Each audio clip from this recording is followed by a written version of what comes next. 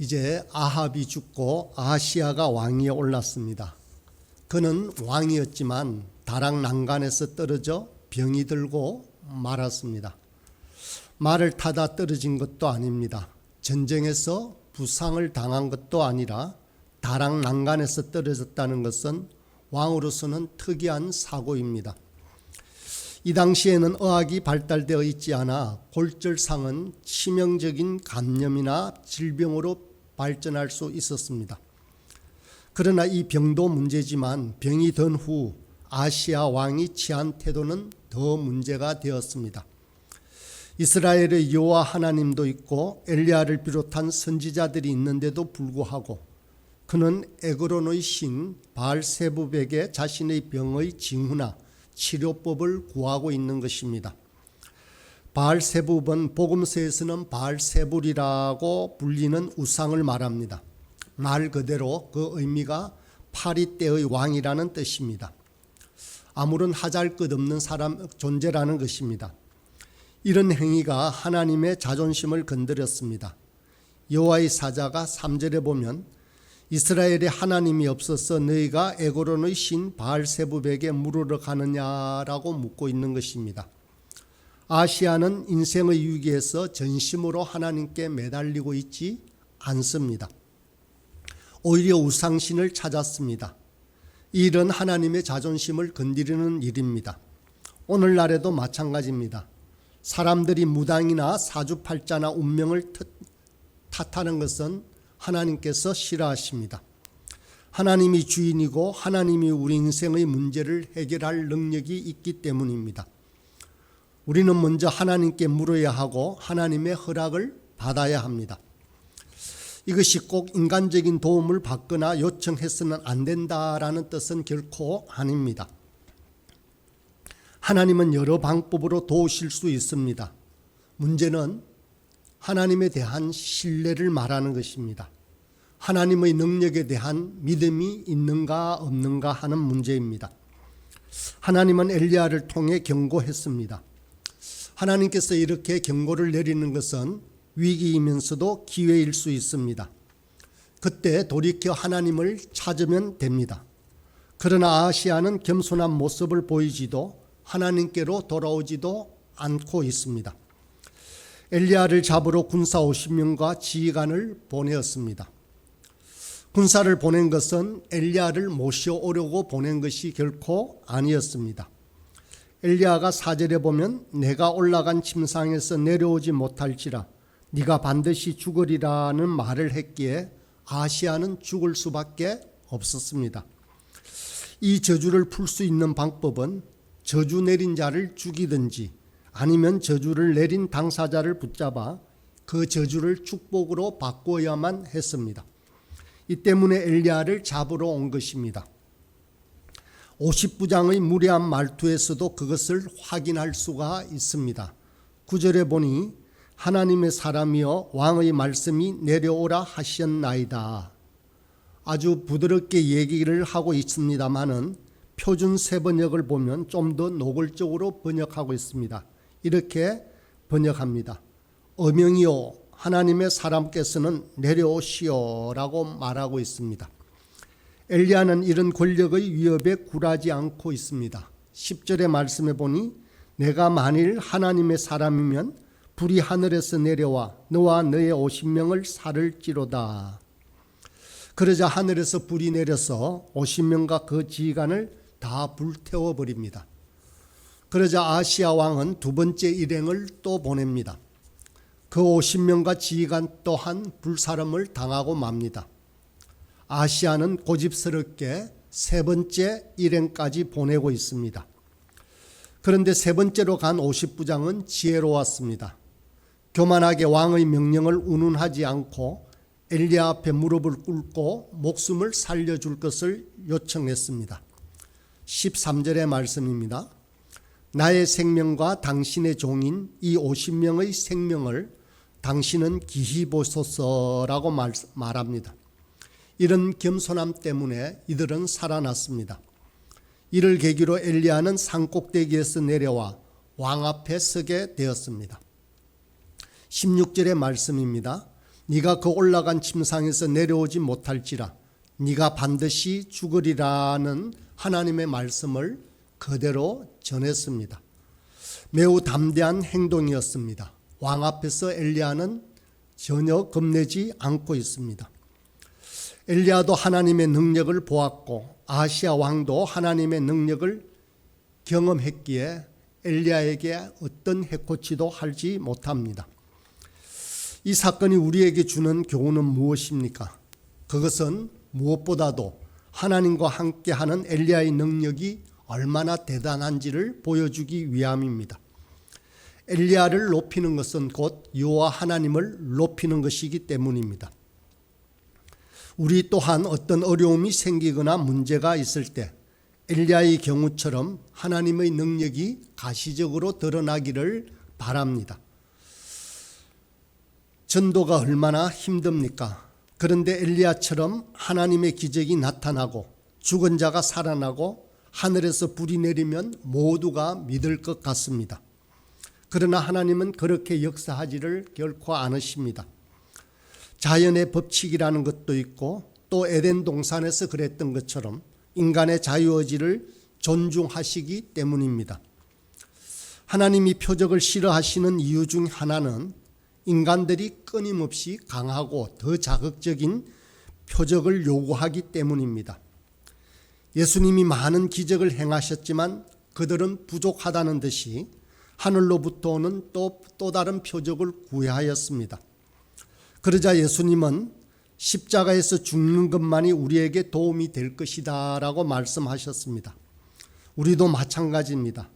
우리 자신이 십자가에서 죽고 변화되지 않으면 그 어떤 능력도 잠깐의 감동으로 끝나고 말 것이기 때문입니다. 사도 바울도 같은 고백을 했습니다. 당시 고린도 교회에 보낸 편지를 보면 고린도 교회는 은사를 자랑했습니다. 강하고 지혜로운 것을 최고로 여기고 있었습니다. 그에 대한 바울의 답변입니다. 고린도전서 1장 22절로 24절의 말씀입니다. 유대인은 표적을 구하고 헬라인은 지혜를 찾으나 우리는 십자가에 못 박힌 그리스도를 전하니 유대인에게는 끄리끼는 것이요 이방인에게는 미련한 것이로되 오직 부르심을 받은 자들에게는 유대인이나 헬라인이나 그리스도는 하나님의 능력이요 하나님의 지혜니라. 표적을 바라는 신앙은 결국 자기 자랑으로 갑니다. 표적이 어떤 표적이 더 컸느냐, 어떤 기적이 더 컸느냐를 가지고 우열을 나누고 더 강한 자극을 추구합니다. 그 속에는 사랑과 섬김이 없습니다. 하나님에 대한 신뢰를 잃고 결국에는 인간이 높임을 받는 모습을 보이게 합니다. 바울은 많은 능력을 행하였지만 그 능력을 앞세우지 않았습니다. 능력이 교만하게 만들기 때문입니다. 그러나 사람은 끊임없이 어떤 표적이나 어떤 이적을 통해서 그 사람을 평가하고 높이려고 합니다. 도스토옙스키 소설의 까라마조프의 형제들에 보면 인간이 가진 이런 허위의식을 깨는 장면이 있습니다. 그 도시에 거주하던 대수도승이며 성자로 간주되던 조시마 장로가 죽음을 맞이하게 되었습니다. 사람들은 이 대단한 수도승의 죽음이었기에 그 장례식에서 치유의 기적이 일어나든지 시신에서 향내가 날 것이다 라고 기대를 했습니다. 그런데 아무런 이적도 일어나지 않았습니다. 오히려 시신에서는 악취가 났습니다. 그러자 사람들은 조시마 장로가 진짜 성자였는지를 의심하게 됩니다. 그의 삶의 행태가 아니라 그의 죽음 이후에 나타나는 이적을 보고 그를 평가하려고 했습니다. 사실 인간에게는 자연스러운 죽음이 더 합당하지가 않겠습니까? 이것이 하나님에 대한 진정한 순종이지 않겠습니까? 이처럼 기적신앙에는 근본적으로 하나님을 신뢰하지 않는 마음이 있다는 것입니다. 기적을 통해서 하나님의 존재를 확인하고픈 비신앙이 그 바닥에 깔려 있는 것입니다. 능력을 추구하는 것은 더 강한 힘으로 누르고 강요하겠다라고 하는 발상이라 할 수 있습니다. 자발적인 순종이 아니라 위협이요 강제입니다. 이보다 더 강한 힘이 나오면 능력 신앙, 표적 신앙은 힘을 잃어버리게 됩니다. 하나님을 믿는 것이 아니라 강한 힘을 믿고 있기 때문입니다. 예수님께서 십자가에서 돌아가실 때의 모습은 하나님이 원하시는 뜻이 어디에 있는지를 잘 보여줍니다. 예수님은 결코 십자가에서 내려오시지 않았습니다. 하나님의 아들로서 그것을 행할 수가 없었어가 아닙니다. 예수님은 엘리 엘리 라마 사막다니라고 하며 고통의 소리를 지를 때 사람들은 엘리야를 부른다라고 말했습니다. 그러나 예수님은 엘리야를 부르지 않았고 엘리야를 원하지도 않았습니다. 지금은 엘리야의 능력이 아니라 십자가에 죽는 것이 더 필요하고 하나님의 뜻에 부합하기 때문입니다. 그리고 그 십자가에 바로 참 생명이 있기 때문입니다. 이렇게 돌아가시는 예수님을 보며 그 죽음을 목격했던 한 백부장이 십자가 밑에서 이런 신앙 고백을 합니다. 마가복음 15장 39절입니다. 예수를 향하여 섰던 백부장이 그렇게 숨지심을 보고 이르되 이 사람은 진실로 하나님의 아들이었도다 하더라. 우리는 어디에서 신앙 고백을 하고 있습니까? 기적의 현장입니까? 변화산이라는 영광의 현장입니까? 아니면 십자가와 같은 낮아지고 볼품없는 그곳입니까? 한국 교회를 개혁해야 한다는 소리가 여기저기서 들리고 있습니다. 저는 이때 정말 참 괜찮은 지도자나 목회자가 나와서 한국 교회의 변화를 이끌어 주기를 간절히 원합니다. 혹 괜찮은 교회가 정말 잘 되는 모습을 통해서 한국 교회가 그런 방향으로 바꾸어지길 간절하게 바라고 있습니다. 그것이 또한 좋은 일이긴 합니다. 그러나 그 전에 십자가의 약해짐과 낮아짐이 모든 믿는 자들에게서 나타나야 합니다.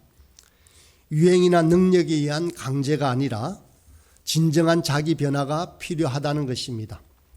그러기 위해서는 먼저 믿는 자들이 철저히 섰고 낮아져야 합니다. 지금은 엘리야의 능력이 아닙니다. 십자가의 능력이 필요한 때입니다. 성공하고픈 욕망이나 강한 것에 대한 신뢰가 죽은 그곳에 참다운 진리와 생명은 피어나는 것입니다. 성공이나 부흥이라는 말 이면에는 집요한 인간의 탐욕과 집착이 감추어져 있습니다.